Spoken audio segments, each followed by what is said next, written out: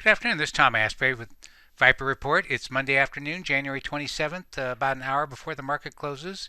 In the last video, I was talking about the market risk and how that I was seeing many investors were complacent, thought the stocks only went up, didn't seem like they thought technical analysis or any sort of analysis was necessary. It was easy, just buy and hold.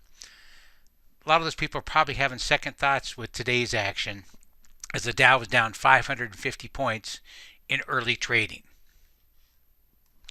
In last week's Viper Hot Stocks and Viper ETF report on Thursday, I pointed out the surge in bullish sentiment, 45.6. That was the highest reading since early October of 2018.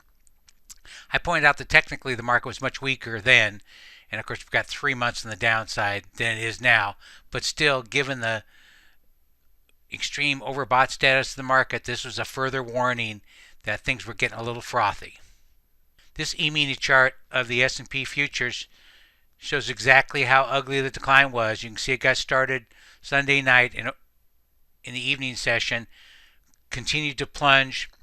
We've tried to have a little rebound here, but so far it's not been impressive. So unfortunately, the virus impact is not likely to get better over the short term.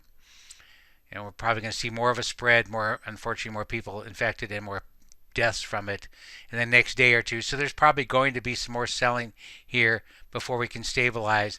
The market will quickly get oversold. Early on trading, there were 320 stocks advancing, 2,375 declining.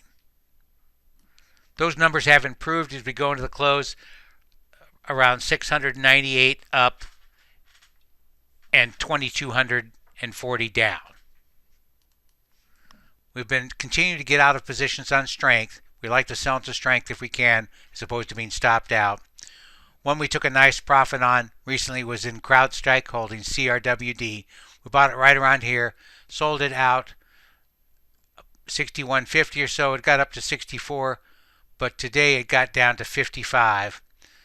And it looks like it could correct further over the near time. We're actually looking to get back into this one, once we see signs that the decline is stabilized. If you bought 100 shares of CrowdStrike and sold it out as per our recommendation, you cleared over $1,000, enough for several years of the Viper Hot Stocks report. We also took partial profits on Home Depot. We got in right around here, added to the position on this little pullback. We got lucky, sold it out last week.